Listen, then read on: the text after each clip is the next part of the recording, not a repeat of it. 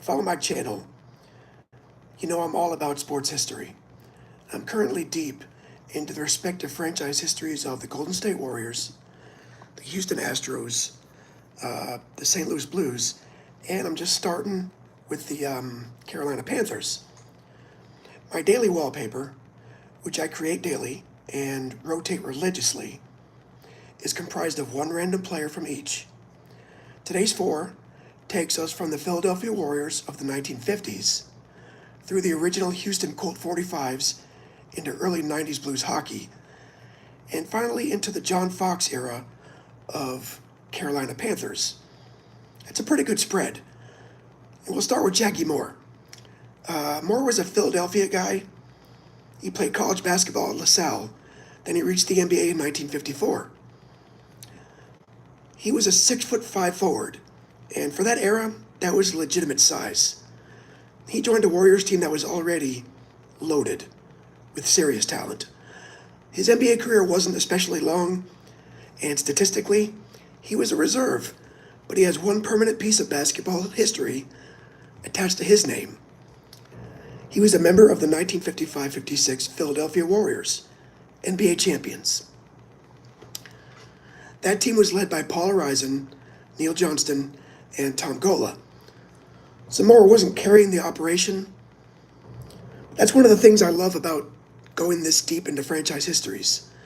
Eventually, you get to players who weren't stars, but were still physically there when something important happened.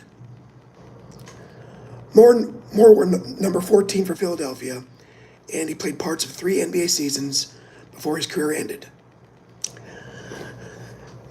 Next, we move to Roman Mejias. Mejias had already spent several seasons in the majors when Houston chose him from Pittsburgh in the expansion draft ahead of 1962. He was already 36, but then something cool happened. He had the best offensive season of his career. And the Houston franchise was brand new. They were still the Colt 45s, and Mejias became their first real middle-of-the-order threat. He hit .286. Oh, no.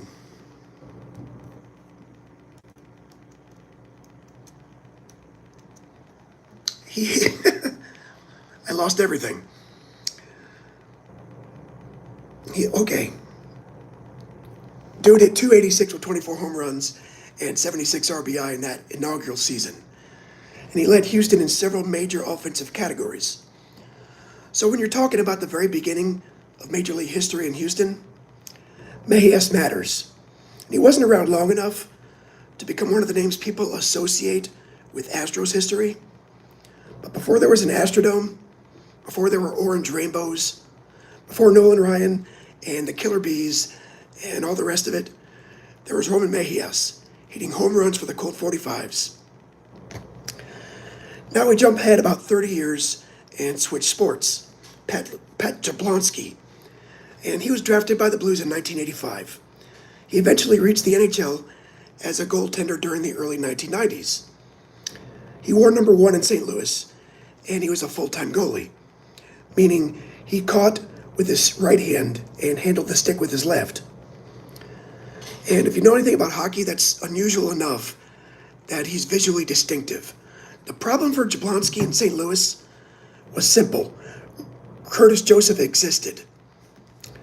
Joseph was emerging in net as the Blues' long-term answer, and that meant Jablonski's opportunities were limited.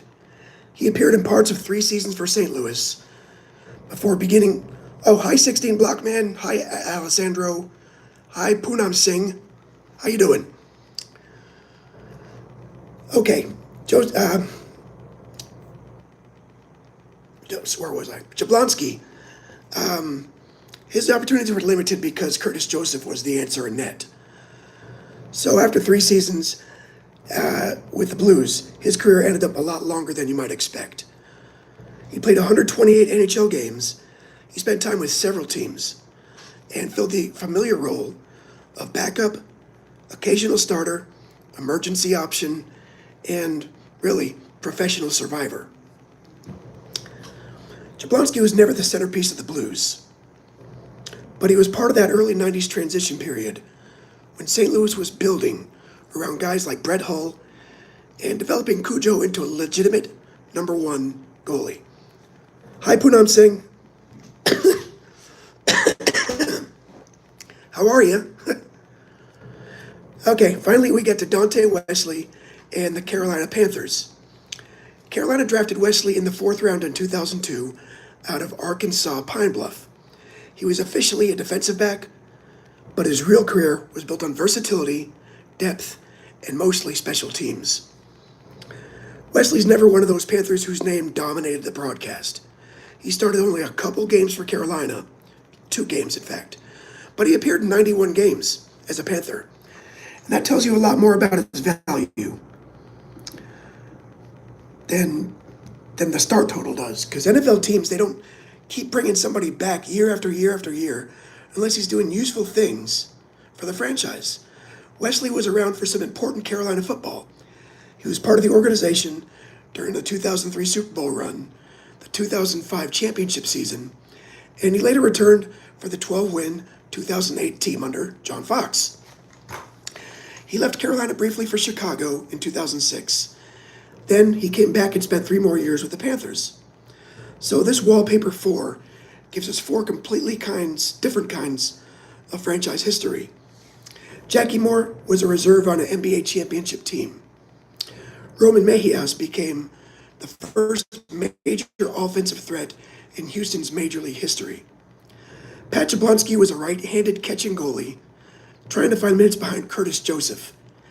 And Dante Wesley built a decade of NFL life out of being useful enough that coaches kept finding work for him.